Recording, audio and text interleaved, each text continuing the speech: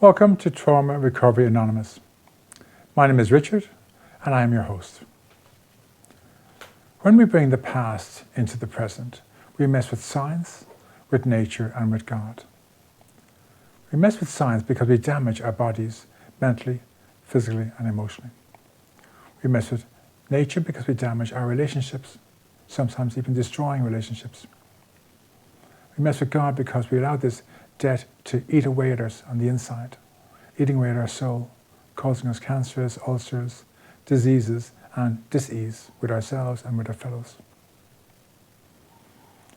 In my next episode, I'm going to be offering free healing events. So if you haven't subscribed to my channel yet, please do so.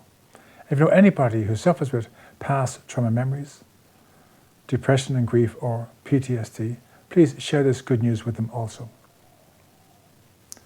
In this episode, I'm going to explain as simply as possible how the healing event works, why it works, and more importantly, why we each need to undertake this healing event, this whole program.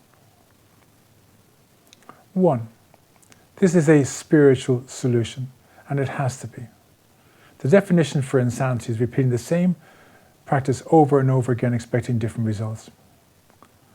We can see in the last 70 years that man-made solutions have failed us.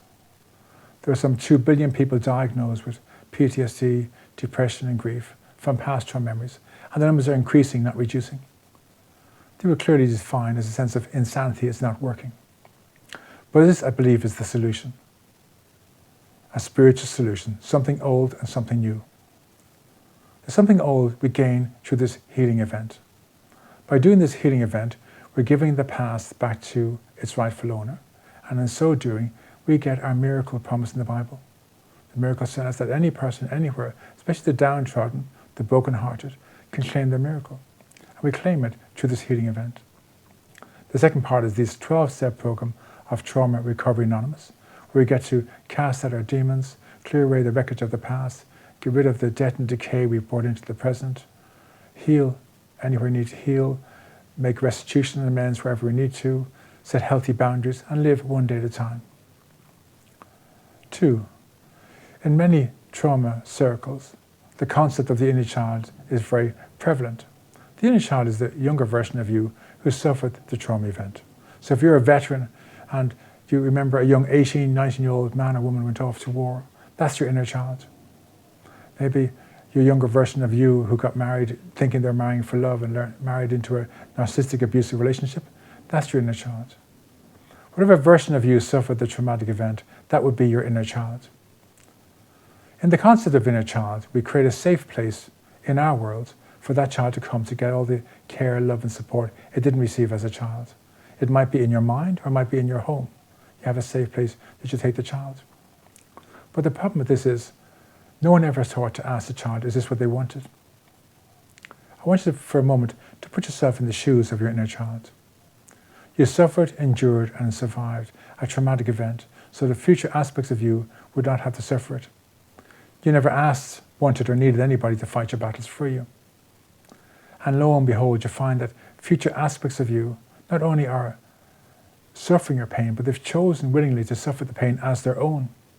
They brought it into the present, they've given life to it. They've become part of your abuse. I mean, if I'm the inner child, I would be furious with that. Because the truth is, I can see the inner child, he wants to step into the light, but he can't leave this plane of existence until he has all his baggage. And we need to let them go. Now, the healing event allows each of us to achieve this. We realize the error of our ways. We realize we haven't been helping our inner child, we've been hurting our inner child. We must let our inner child go. Through a visualization practice in this healing event, we give the past back to the inner child. They take it all and they step into the light. And they leave this plane of existence. And then what happens is, we're left with the memory. Like all the other memories in our memory banks, it's just a memory. Someone asks us about the trauma, we kind of go, yeah, no, it was terrible what happened to that young aspect of me, what they went through, but they're okay now, they're safe, they've left this plane of existence, they're now in the mansion prepared for them in our Father's mansion. They're with their ancestors, they're safe and secure. But it doesn't affect us, it's no longer about us anymore.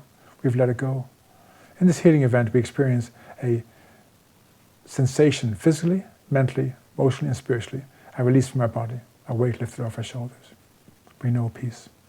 In that moment, we dive into the 12 steps of Trauma Recovery Anonymous. Do all the 12 steps in 1 day, 2 days, 3 days, 4 days, or 12 days, depending on how badly we want this. We just dive and get them done, and by doing this healing event and the 12 steps, we break free completely of the past, and we get to release the past trauma memory, the PTSD, the depression and grief, and we're free. If you haven't subscribed to my channel yet, please do so.